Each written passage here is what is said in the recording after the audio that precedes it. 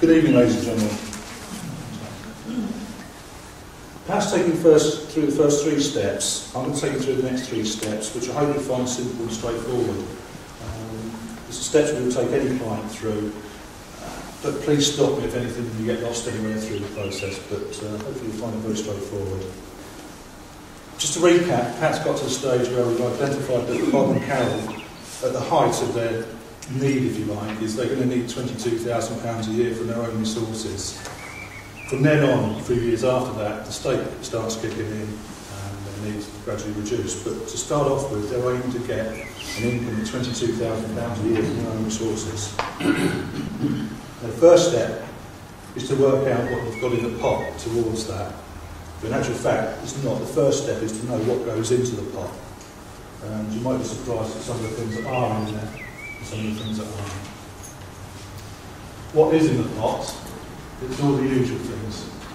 Savings in banks and building societies, national savings, ISAs, unit trusts, bonds, saving plans, pensions obviously, excess income that you can save, investment property you may have, shares.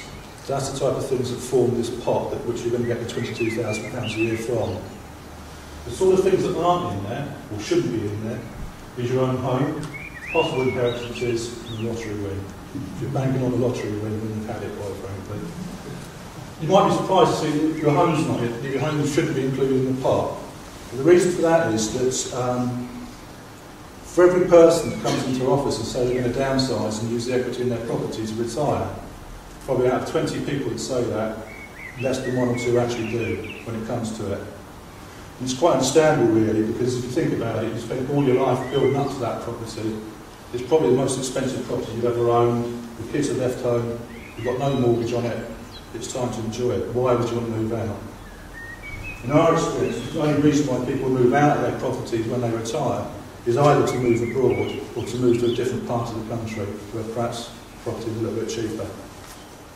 But for the vast majority of people, it's a bit of a pipe dream to actually downsize when you come up to retirement. You don't do it.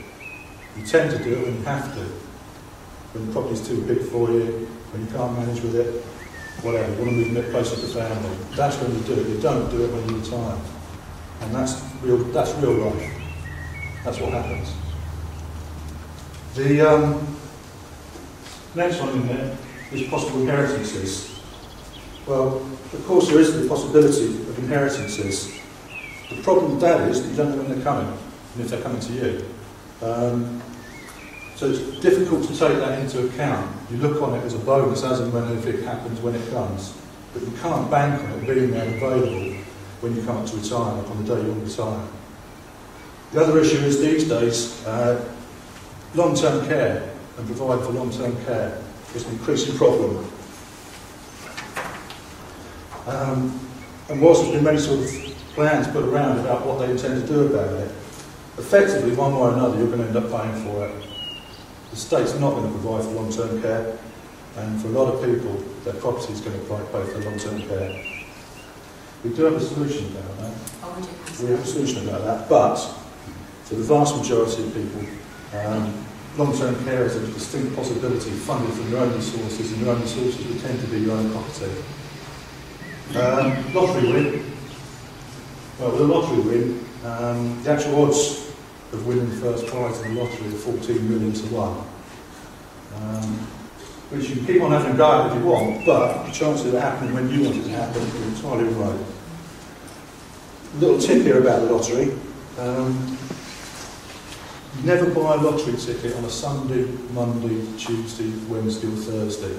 You only ever buy a lottery ticket on a Friday or Saturday.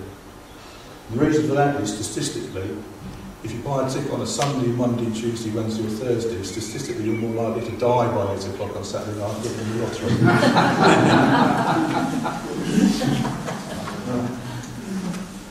So we mentioned pensions. Pensions is an area that we specialise in, and pensions come in many shapes or forms. Not all pensions are the same. Some of you may have one of these, some of you may have a dozen of these. You might not even know which ones you've got. There are so many types. They introduced the concept known as pension simplification in 2006. But all that's done is make it more complicated, quite honestly. You've got a set of rules that can apply to pensions prior to 2006 and a different set of rules after 2006. They don't do all the same thing, they don't do it all the same way. Some of them you can take cash out of, some of them you can't take cash out of. Some of them offer a form of guarantee, others offer no guarantee whatsoever. So it's very, very important. You might have an extensive pension portfolio, but you need to know exactly what those pensions are and how they work and what your options are at the time and how you can best use them for retirement.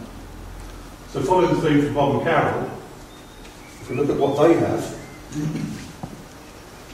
all the usual suspects. They've got bank bill society accounts, £32,000 in there, cash ISAs, which I just started saving into, they've got £11,000 in there, premium bonds. I might come back to premium bonds later on, a 3-minute rant about them. But they've got premium bonds, they've got £10,000 in there. Various shares, very small shares, usually from windfalls, non-typical. We've come across British Gas, BT, Santander, Norwich Union.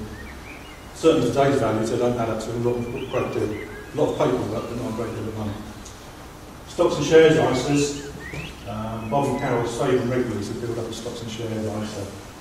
Endowment, they're on a repayment basis for their mortgage. They switched over because they got bad news about their endowment some years ago that it wasn't going to pay out enough.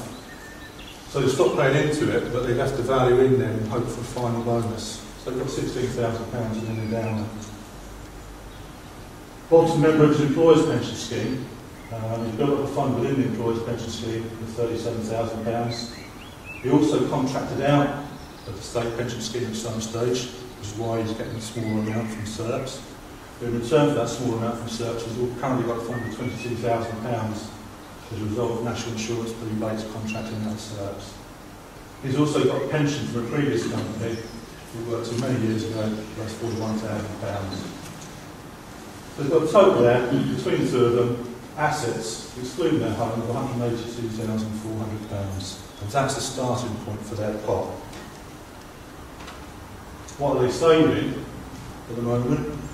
Well, Bob's contributing 5% of his salary to his employer's pension scheme, and his employer's contributing the same 5%.